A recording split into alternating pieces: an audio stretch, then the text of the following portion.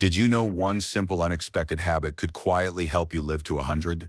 There's a common idea that making it to 100 is all about luck or genes, but the truth is, people who reach a healthy old age, those who stay sharp, mobile, and emotionally grounded, well past 90, almost always share a few daily habits that support their body from the inside out. And the good news, many of these habits are simple, and most importantly, there are things you can start doing right now, even if you're 65, 75, or somewhere in between. In this video, we're going to cover 7 powerful habits that researchers have found again and again in people who live past 100, from how they eat and sleep to how they think and move through the world. Each of these patterns is linked to real, physical, and emotional benefits that stack up over time. And don't worry, this isn't about extremes. You won't need a gym membership or a strict diet plan. These are quiet routines, lifelong rhythms. They work because they blend into your day, not because they interrupted. Stay with me through the end, because this isn't just a list of tips. You'll see how each habit works behind the scenes to protect your heart, brain, bones, and even your sense of purpose. If you've ever wondered what separates those who age with ease from those who struggle, this just might be your answer. Let's begin. Number 1, a consistent sleep and wake routine that resets your body every day. One of the most overlooked habits among people who lived 100 is this. They tend to go to bed and wake up at the same time every day, regardless of weekends, holidays, or what's on TV. It sounds simple, almost too small to matter. But what this rhythm does inside the body is profound. It keeps your internal clock, your circadian rhythm, in sync. And that helps regulate nearly every system in your body, from digestion to immunity to mood. When you maintain a steady sleep schedule, your brain knows when to release melatonin to help you fall asleep. Your heart rate slows more predictably. Your organs rest and repair more efficiently. Even your cells begin to follow a rhythm that supports healing and inflammation control. And over time, this adds up. People who sleep well and at regular times tend to have lower rates of chronic disease, fewer falls, and even sharper memory. Now, this doesn't mean you need to sleep 8 hours straight every night. Plenty of centenarians naps during the day or wake up briefly in the night. What matters most is that your body knows what to expect. That kind of predictability is calming. It tells your system you're safe, you're cared for, you can rest. I remember a man named Arthur, 87, who told me he's been getting up at 6:30 every morning since he was 40. He said, "Doesn't matter if I slept badly or stayed up too late, I still get up at the same time. My body just knows." And the way he moved, the way he smiled, there was an energy in him that made you believe it. So if you are still staying up late some nights and sleeping in on others, think of your body like a garden. It thrives with steady light, regular watering, and gentle, consistent care. A simple commitment to going to bed and rising at the same time each day might feel small, but it may quietly be one of the most powerful longevity tools you have. Number 2, eating until you're 80% full to ease the burden on your body. There's a quiet secret that shows up again and again in the lives of people who live past 100. And it has less to do with what they eat and more to do with how much many of them follow a habit called hara hachibu, which simply means eating until they're 80% full, not stuffed, not stretched, just satisfied enough to stop. This small shift does something remarkable. It gives your digestive system a break. It reduces the wear and tear on your organs. It helps your blood sugar stay balanced, your weight stay steady, and your metabolism function without strain over decades. This adds up to a lower risk of heart disease, diabetes, inflammation, and even certain cancers. What's happening is this. When your body isn't constantly working overtime to digest heavy meals, it can turn its energy inward towards cell repair, immune defense, and brain clarity. That's why people who eat this way often describe feeling lighter, more focused, and less sluggish during the day. I once met a woman named Elaine, 84, who told me, "I used to finish everything on my plate, even when I was full. Then I started listening to my body. Now I leave a few bites. And I feel better every day." That's not a diet. It's awareness. And that awareness becomes a habit. To try this for yourself, start by eating more slowly. Put your fork down between bites. Notice when you feel your hunger fading, instead of waiting until you feel heavy. It's not about denying yourself. It's about stopping before your body has to shout that it's had enough. Over time, your portions naturally shrink, your cravings soften, and your body starts responding with more ease, more steadiness, and more energy. If you're still watching this video and finding these insights valuable, please comment number 2 below to let me know you're here. And if you haven't subscribed yet, I recommend you subscribe and turn on the bell so you don't miss any videos. Your support helps us continue creating good content to inform and inspire you. Now, let's move forward. Number 3, nurturing close, meaningful relationships that buffer stress and protect the heart. If you look closely at the lives of those who live well into their 90s and 100s, one thing becomes clear. They don't do it alone. They stay connected sometimes to family, sometimes to friends, sometimes to a community that sees and values them. This kind of emotional closeness isn't just comforting. It's life-extending. When we feel bonded to someone, when we laugh with them, open up to them, or simply share space in peaceful silence, it affects our biology. Stress hormones like cortisol go down, blood pressure softens, immune function improves. Even the brain releases oxytocin, a chemical that calms anxiety and boosts mood over time. This emotional nourishment becomes just as important as the food we eat or the steps we take. The opposite is also true. Chronic loneliness, feeling unseen or unsupported, can raise the risk of heart disease, stroke, depression, and even early death.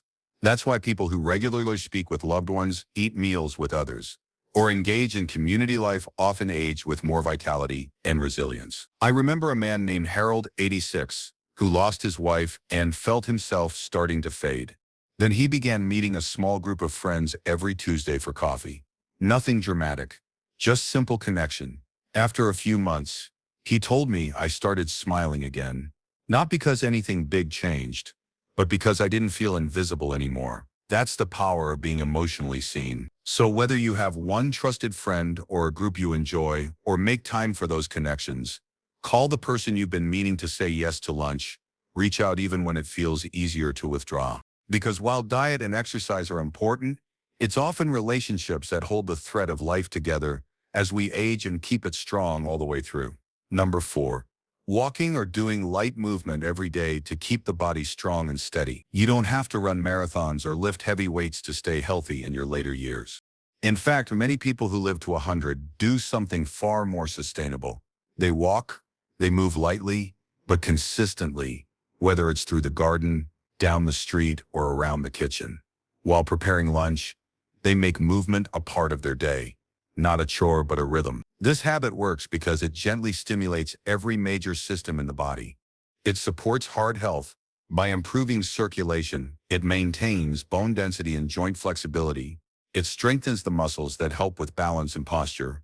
And perhaps most importantly, it gives the brain a steady dose of oxygen, which helps protect memory and mood. Daily movement also boosts energy. It signals to the body, we're still going. We still need this. And in return, the body responds by staying more limber, more alert, and more willing to keep going. I once met 2 friends, Betty and Carol, both in their late 70s, who walked the same neighborhood loop every morning, rain or shine. They called it their moving meditation. Betty told me, if we skip a day, I feel it. My knees get stiff and my head feels cloudy, so we just keep walking. That's what makes this habit so powerful. It doesn't demand intensity. It rewards consistency. Even just 20 minutes a day of gentle movement, walking, stretching, dancing to music while you make your bed can help you stay upright, confident, and more at ease in your body. If pain or mobility issues are present, the movement can be modified. Chair exercises, pool therapy, or simply standing up and sitting down slowly in intervals all count. What matters most is keeping the body in motion, not for perfection, but for preservation. Because the truth is, bodies that move tend to keep moving, and those that don't begin to fade long before they have to. If you're still watching this video and finding these insights valuable, please comment number 4 below to let me know you're here. And if you haven't subscribed yet, I recommend you subscribe and turn on the bell so you don't miss any videos. Your support helps us continue creating good content to inform and inspire you. Now let's move forward. Number 5, practicing a daily sense of purpose that gives life direction and meaning. One of the most powerful habits shared by people who lived 100 isn't found in a pill bottle or a fitness routine. It's found in their mindset. They wake up each day with a reason to get out of bed, a purpose, something, or someone that needs them even in the smallest way. For some, that purpose comes from faith or spirituality. For others, it's a daily task like feeding the birds, watering plants, checking on a neighbor, or writing in a journal. It doesn't have to be grand or impressive. What matters is that it gives the day structure and the heart direction. Purpose gives the brain a job. It creates a sense of usefulness that keeps depression and hopelessness at bay. And biologically, it lowers stress hormones, supports the immune system, and may even delay the onset of age-related diseases. It's no wonder studies have found that having a strong sense of purpose is directly linked to longer life, especially in older adults. I remember a man named Samuel 88 who said, "Every morning I walk outside and pick up trash on our block. Just a few wrappers and bottle caps. I've been doing it for 12 years. People smile when they see me. I like that." He wasn't chasing goals. He was sustaining, meaning having a purpose reminds you that you still matter, that your time has weight, that your presence still shapes the world, even if it's only your small corner of it. If you're not sure what your purpose is today, start simple. Ask, what do I care about? What needs tending? What can I create, nurture, or support? Purpose can live in your hands, your voice, your thoughts, or your quiet routines. The key is to keep reaching forward because forward is where life continues. Number 6, avoiding smoking and limiting alcohol to protect every system in the body. Among all the habits that show up in the lives of people who reach their 90s and 100s, this one might be the clearest. They tend to either avoid smoking entirely or quit early, and they keep alcohol to a minimum, often no more than a glass with dinner or a celebratory toast. And that's no coincidence. The science is as strong as it gets. When you smoke, your body is under constant internal attack. Your lungs work harder, your blood vessels tighten, your brain and heart get less oxygen. The aging process accelerates from the inside out, faster wrinkles, weaker bones, slower healing, greater risk of cancer, stroke, and memory loss. Even your eyes and gums suffer. It's a full body toll, and the damage doesn't stay in one place. Alcohol may seem gentler, especially in moderation, but for older adults, the risks creep in quietly. The liver processes it more slowly. The brain becomes more sensitive. Balance weakens. Sleep becomes fragmented. And when alcohol becomes a daily habit instead of a rare treat, it often brings more harm than comfort. What's most encouraging, though, is how forgiving the body can be. Even if you smoke for decades, quitting even after 70 can lower your risk of heart disease, cancer, and stroke. Lungs begin to clear. Circulation improves, energy rebounds. Your body doesn't hold grudges. It just wants relief. I met a woman named Louise, 81, who said, "I gave up wine every night and switched to tea. I sleep deeper. Now I feel sharper. I didn't think it mattered this late in life, but it did." That shift, while simple, helped her feel more present and steady during the day. If you're holding on to habits that used to be coping tools but now feel more like crutches, it's not too late to change. Your cells are still listening. Your heart is still responding. Your body is still rooting for you to make choices that help it heal and thrive. If you're still watching this video and finding these insights valuable, please comment number 6 below to let me know you're here. And if you haven't subscribed yet, I recommend you subscribe and turn on the bell so you don't miss any videos.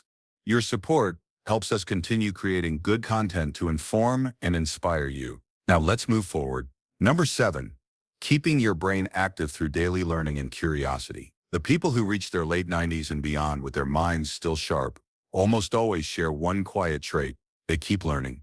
They read, they try new things, not because they want to impress anyone, but because they're still interested, and that curiosity acts like fuel for the brain. When you challenge your mind even in small ways, you strengthen neural connections, you build what doctors call cognitive reserve, a kind of mental backup system that helps you stay resilient against memory loss, confusion, and decline. Think of it like giving your brain a daily workout, one that doesn't leave you sore but leaves you stronger. Learning doesn't have to mean classes or complicated study. It can be reading a new book, playing a game that requires thought, practicing a new recipe, or simply having a conversation that makes you think. Even trying to remember directions or solving a puzzle helps. What matters most is that your brain stays active, like a well-tuned engine that still wants to run. I knew a man named Carl, 90, who read every article in the local newspaper, even the ones he didn't fully understand. He'd underline words he didn't know and look them up. Later, he told me, "I like giving my brain something to chew on." That simple ritual kept his mind nimble, his vocabulary sharp, and his thoughts surprisingly youthful. You don't have to become an expert. You just have to stay interested, because when the brain is engaged, the whole body follows. You stand straighter, you speak with more clarity, you feel more connected to the world around you. And most of all, you remember that you're still growing. Even now, no matter your age, where your brain wants to stretch, it wants to be useful. So keep feeding it. Keep challenging it, and it will carry you farther than you think. Final thoughts, Pete. Dion. Living to 100 might sound like something reserved for a rare few. But when you take a closer look, it often comes down to small daily choices that quietly support the body and soul over time. These 7 habits aren't magic tricks or shortcuts. They're patterns, gentle rhythms that stack up year after year until they become the foundation for a longer, steadier, and more peaceful life. You don't have to do them all at once. You don't have to do them perfectly. Just choose one that speaks to you. Maybe it's walking every day. Maybe it's eating a little less. Maybe it's calling someone you love a little more often. The change doesn't need to be big. It just needs to be yours. Because the real goal isn't just to live longer. It's to live better with clarity, with connection, with calm mornings and evenings that don't feel rushed or empty. And most of all, with a sense that your life is still unfolding in meaningful ways. So take a moment and think, what's one habit from today's video that you already practice? And what's one you might want to begin? Your answer might surprise you, and it might just be the thing that carries you into the next season of life with more strength, more grace, and more joy. Thank you for joining us today. We'd love to hear from you. Leave a comment below and share one thing you learned today and how you plan to use it in your life. Your thoughts are important to us, so don't hesitate to share them. Reading your comments gives us great motivation and encouragement. If you enjoyed this video and found it helpful, please like, subscribe, and share. Your support helps us continue creating good content to inform and inspire you. Thanks for watching, and we look forward to seeing you in the next video.